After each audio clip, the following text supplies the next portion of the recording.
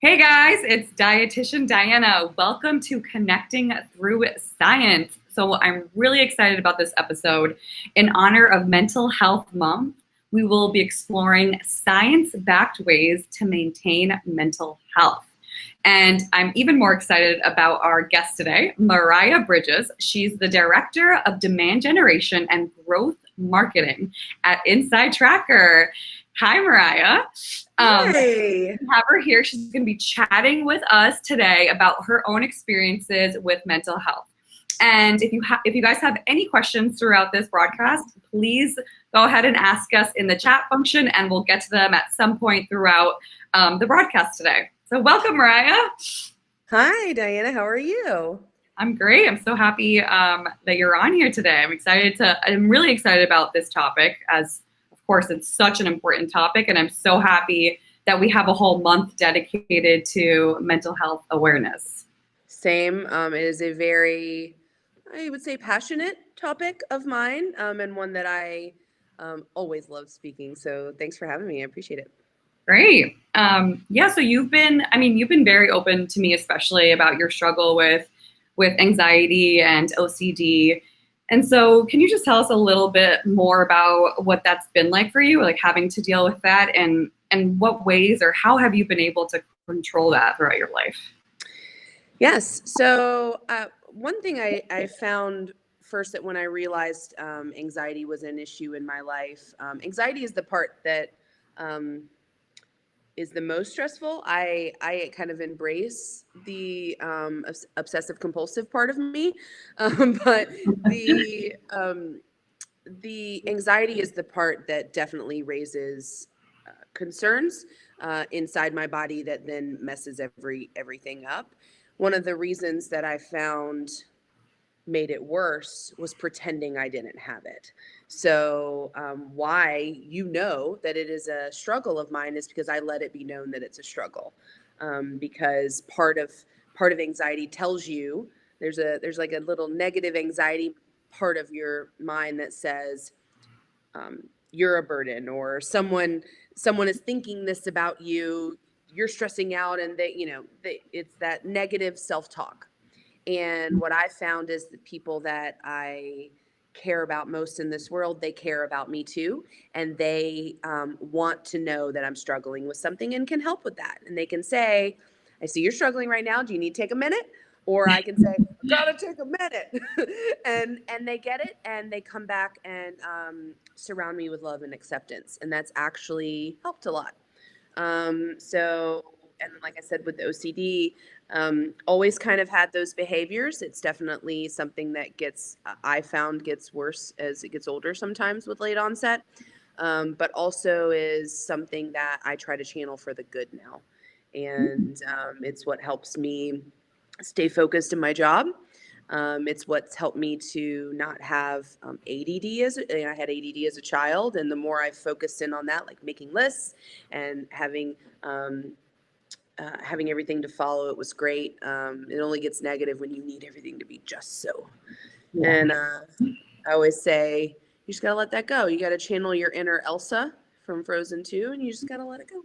Aw, I love that. And yeah, as someone who reports to Mariah, I can say, like, I love your organization, and that's something I've always admired about you, how on top of your stuff you are. And so I think the way that you've been able to channel that OCD has benefited, your whole team as well. It's really helped us stay organized and on top of our works and our projects. So we've learned a lot from you. So I think, it's really admirable that you've been able to really channel that for the better and for the good. It definitely is important in anything that, in my opinion, in anything that you do, that first and foremost, you focus on the good. And by focusing on the good, you're in a very good mindset to be able to learn and alter and become better at the stuff that's not so good. That's great. And so speaking of Inside Tracker and you working for Inside Tracker, I know when you first had your blood tested, you learn that your cortisol, which for anyone who doesn't know, cortisol is a hormone that's released in times of stress. So also that means in times of anxiety.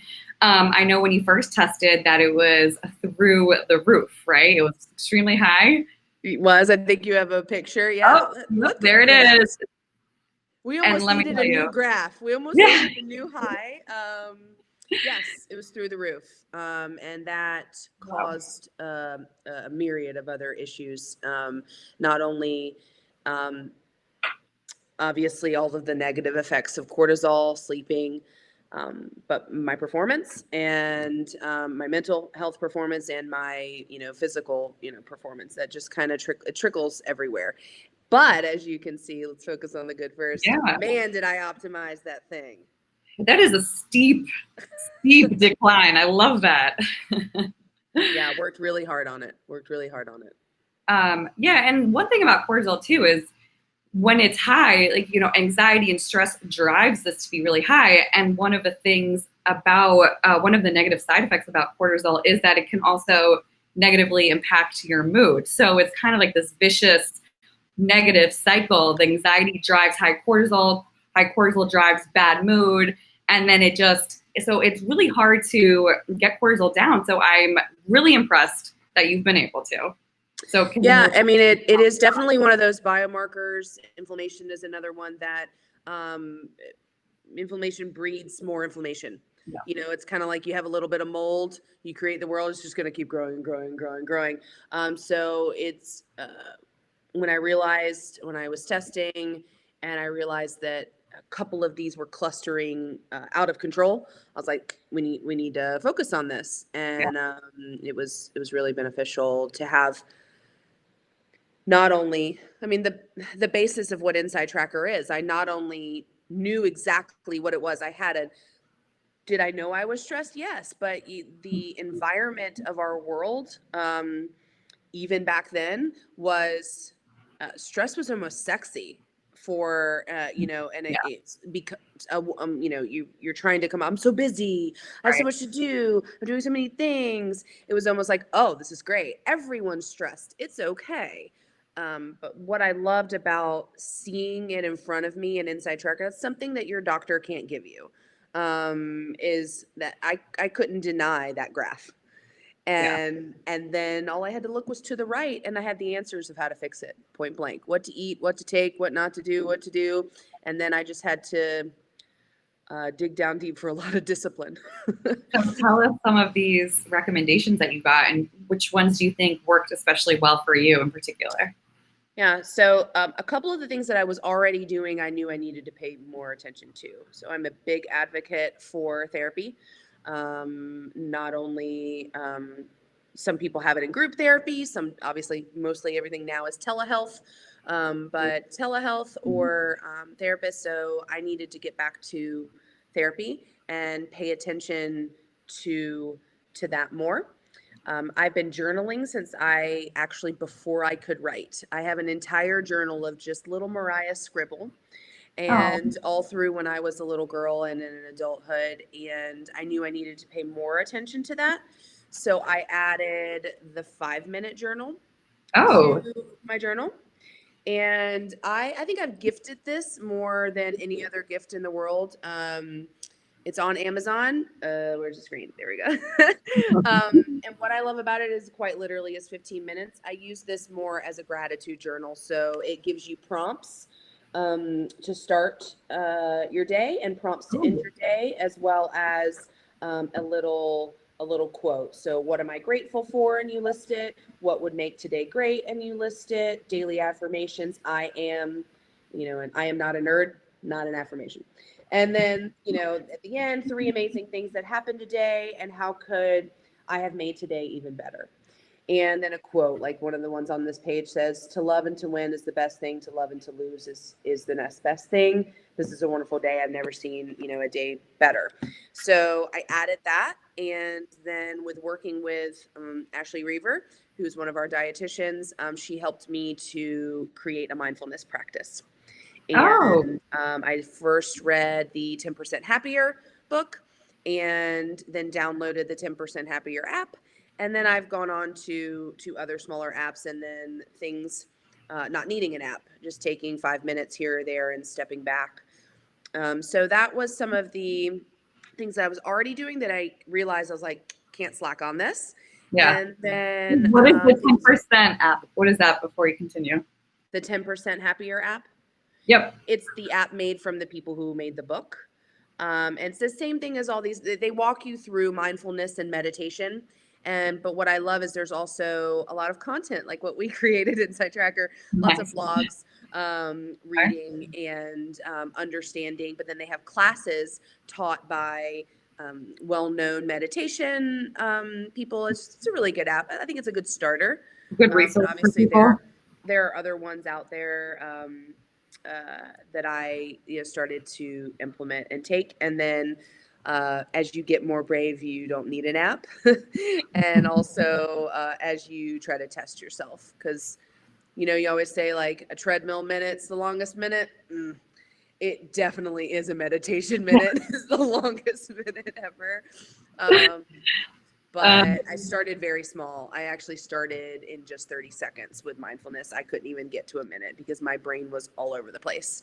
I can imagine. Yeah, it was crazy. It was crazy. But then you start to get the big wins. I found a way to bring myself back to the moment, and Good. then I just focused on that. Not my mind is going all over the place. It was how quickly did I get it back to to the present. Exactly. I mean, that's such a big part of meditation too. Like some people are just get so frustrated by their thoughts always interrupting their practice. But that's something that allows you to get better at meditation by being able to acknowledge those thoughts and going back to your practice. You're only getting stronger by doing that. And if you didn't have those thoughts interrupting your practice, then you wouldn't be meditating, right? You wouldn't need it. Yeah. Exactly. My therapist said it perfectly. She said, your mind is a muscle and it needs to be worked out, just like you do your Ironman training. So I treat it that way. I always treated my brain as a muscle. Like I do brain games for fun Yeah. and Nice. words of the day to increase my vocabulary, but I never thought of it as looking at my brain as a muscle that needed to be calmed down and shut down and taught to just chill, man. It's okay. Yeah. And I mean, like looking at the research too, there's just so many studies and like that consistently show that people who do practice gratitude and practice meditation, particularly, exhibit greater happiness, more positive emotions, and they have significantly better mental health. So the stuff does work, and it can be a really effective tool in helping to support your mental health. And it's difficult because I found the recommendations on Inside Tracker, we separate them as food, supplements, and lifestyle changes. It is ridiculously easy to implement the food and to take the pill. It is sometimes very difficult to implement the lifestyle change, but sometimes that has a trickling effect to being the biggest change you can do. And so I encourage people to celebrate the little wins with your lifestyle changes and really especially if you're an Inside Tracker user, to really pay attention to ones that aren't there and keep it a healthy balance. We like to keep, 5 recommendations. Mm-hmm. Maybe, 3 of them are food, 1 of them is a supplement, and 1 of them is, a life change. Yeah, I think that's great. And another thing about meditation that I have really benefited from is the breathing aspect, like the breath control of meditation, and just really focusing on your breath. And that is a big part of the practice, just like honing in on your breath and really focusing on the intake and outtake. And again, like that deep breathing, there's actual science to it. Surprise, surprise, right? So that long, deep breathing actually it activates the parasympathetic nervous system, which does help to slow down your heart rate. It lowers, it can even lower your blood pressure, which is crazy. And it really does result in a more relaxed state. So just breathing can help support your mental health and can reduce anxiety. So that's something I always try to do too. If I'm ever feeling a little anxious or stressed about something, I just kind of focus on my breath, take 5 deep breaths, and I feel like, a new person after I do that. It really helps. Yeah. I totally agree. If nothing else, gives you a moment to recoup your thoughts too, Yep. if you're in a high intense moment. But also, right when you wake up, think about how you start your day and think about how you end your day. Um, and I have another app that's called the First Five that I give the first 5 minutes of my day to. Ooh, I tell me wish it about wasn't on that. my phone. I wish it wasn't on my phone. Well, it's a women's Christian app. I wish it wasn't. I wish it wasn't on my phone, because then I have to go to the thing that can distract me very easily, pop on over to Yep. Instagram or whatever. But um, that's why I keep this by my bed. So I call it my three fives. I have this. My meditation 5 minutes, and then my first 5 minutes. So the first 15 minutes of my day is that, um, and it's Wow. really great. I love that. And then it really just sets up the rest of your day for healthy habits and positive mindset. I love that. I can I definitely tell a difference when I don't do it. I'll tell you that. Oh, I bet. I bet. But yeah, I want to jump back to, your cortisol and you are an Ironman triathlete for those people who don't know, which is so impressive. I actually swam like 20 minutes the other day and it felt like I was swimming for 2 hours. Like the time went by so slow. So I just have such a respect for triathletes. How Wow. hungry were you after? Oh yeah, I was starving. I was like, it was unbelievable. But obviously, like as as someone who does a lot of exercise, do you experience a benefit from that? A benefit from that? Because obviously, there's so much literature out there that there's a picture of you. Yeah, Oh, geez. love that. But there's so much evidence that shows the beneficial effects of exercise and movement on mental health and how physical activity can help alleviate a lot of symptoms like depression, anxiety, and stress. And one way it does this is by increasing the production of endorphins, which they're often called those feel-good chemicals, and they do actually trigger positive feelings in the body, and they actually also reduce our perception of pain, which I found to be very interesting. So clearly, like when you're doing an Ironman, you probably have a ton of endorphins going on, because to be able to do an Ironman, you must have such a high threshold for pain. But anyway, so tell me about number one, like how has exercise benefited you? And do you think like having such high cortisol affected your training? Because I know you train a lot. So just It wanted to, did. yeah. Yeah, so I know this isn't about training, but it's Insight Tracker helps you focus on not only the big picture, but then how the little thing that you're trying to accomplish looks in the big picture. And um, one of the reasons why I was noticing I wasn't getting very far in my training, I was actually getting injured a lot too, was because of those cluster of cortisol, inflammation, and glucose biomarkers. And I was like, why all of a sudden is it so difficult to train? And so then I wouldn't train. So then I didn't have the endorphins. And then when I would go for a while, I would get injured. So um, one, exercise hands down to me is the number one thing. If I'm in a funk or if I'm on a super stressful day, it's the number one thing I go to relieve it. Even if it's 15, whatever I have, I give to exercise first.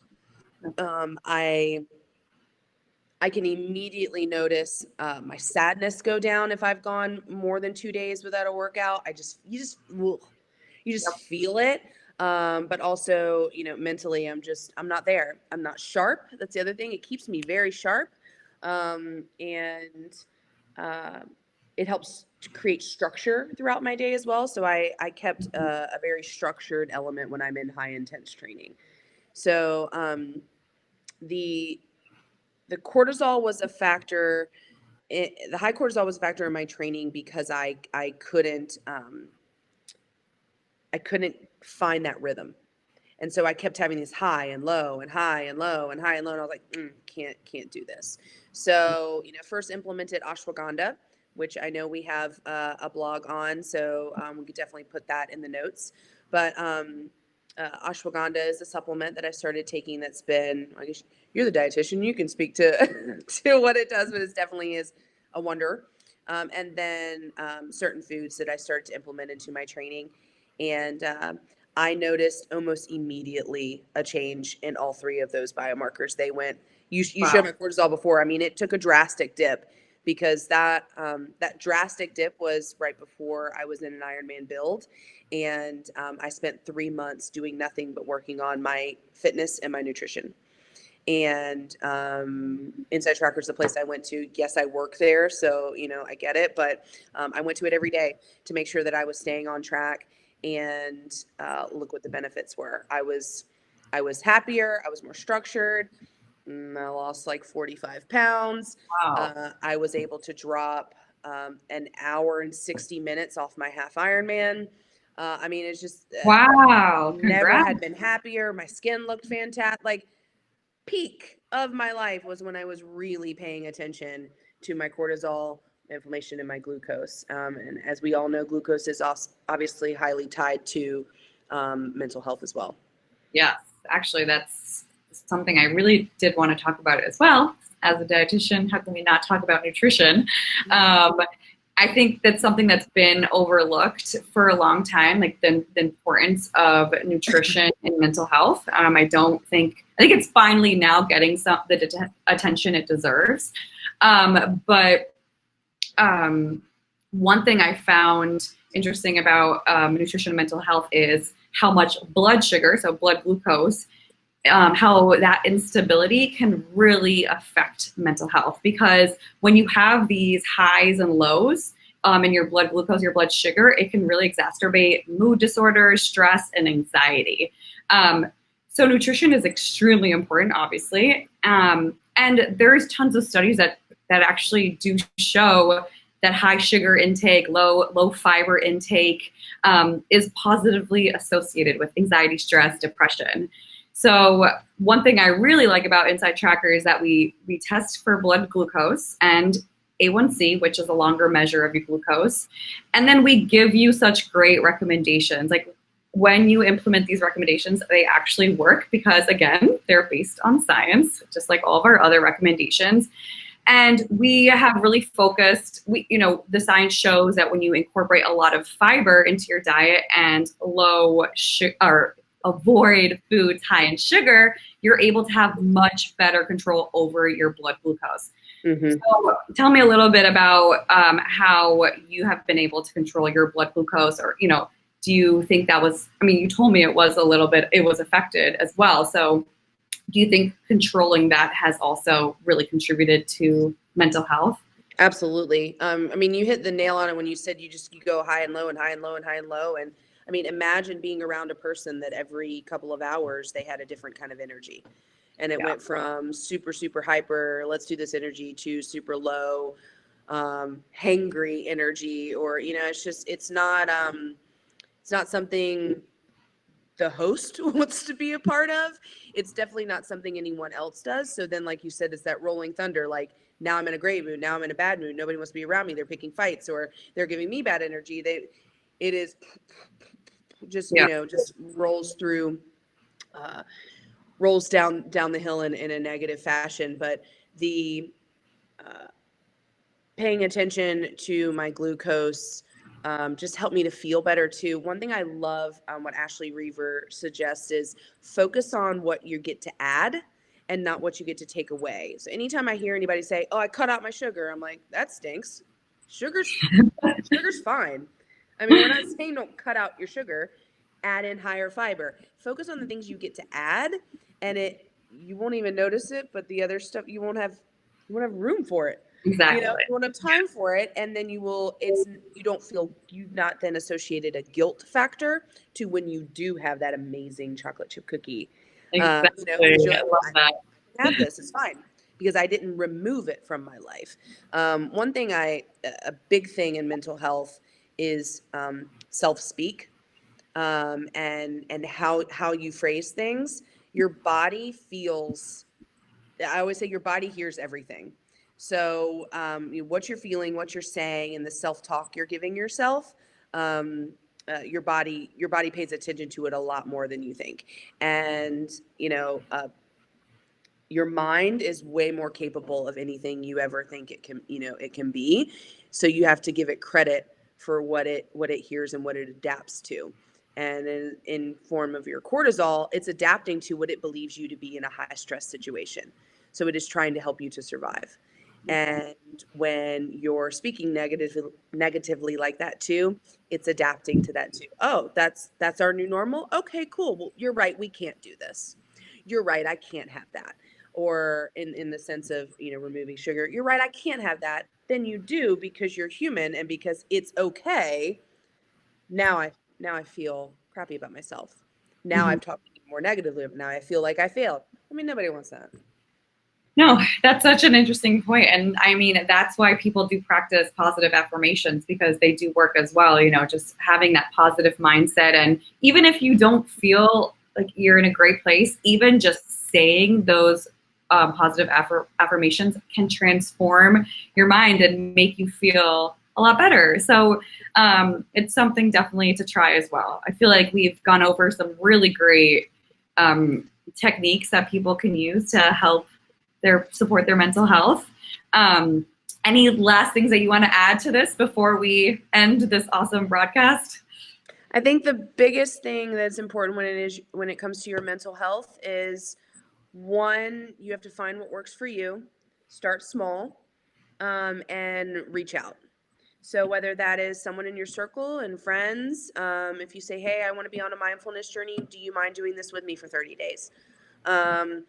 If you don't have anybody like that in your life, you can join the Inside Tracker Insiders group, and I'll be your friend. I'll do it with you. But I think it's key is to not hide behind anything that might be hurting you, to speak out about it. And that doesn't necessarily mean that you write this big long Facebook post and the whole world knows. That does help some people, but just telling one person is that. So start small and talk to your friends. Oh, I love it. I've learned so much from this. I'm definitely going to get the 5-minute journal. So Not cool. affiliated, but I swear, I love it. And the 5-minute app, what's it called? Can you remind everyone what that app is called? It's the First 5. First 5. And we'll put some links to these resources in the comment section so that people can access them. But I mean, this has been a really great, it was so nice chatting with you, Mariah. I really did learn a lot, and I hope everyone watching learned as well. Yeah, if you guys have any, I can talk about this forever. So you guys just message us. We're here on Facebook, on Instagram, on email. Join our group. I'd love to chat. Yeah, join Facebook in the Facebook Inside Tracker Insider group, because we have these going on all the time. Every Wednesday, tune in at 2 p.m. We'll see you guys next week. Thank you again so much, Mariah. You're welcome. Thanks, Diana.